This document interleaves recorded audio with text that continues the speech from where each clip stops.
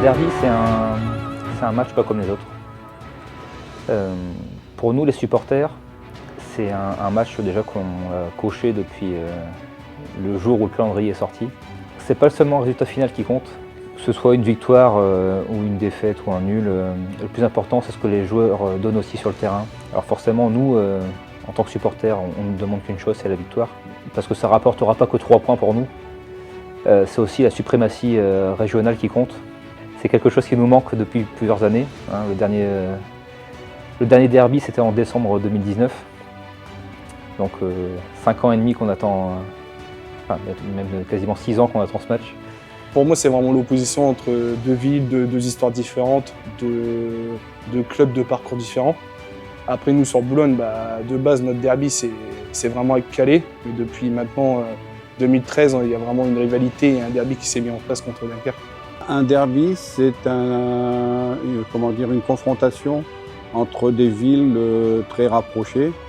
On va prendre un exemple. Pour moi, les seuls derbys que j'ai connus, mais ça n'engage que moi, c'est contre Calais. Calais, port de voyageurs, Boulogne, port de pêche.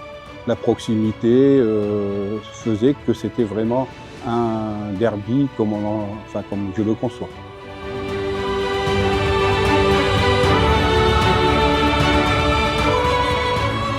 J'en ai deux qui me viennent à l'esprit. Le premier, c'est une victoire déjà, parce qu'il n'y a rien de plus fort pour nous, supporters, qu'une victoire dans un derby. C'était, il me semble, en septembre 2018, une victoire 1-0 à Marcel Tribus sur un but de Mathias Serin. Et le second souvenir que j'ai, c'était un match nul en l'occurrence, mais c'était un match très fort en émotion.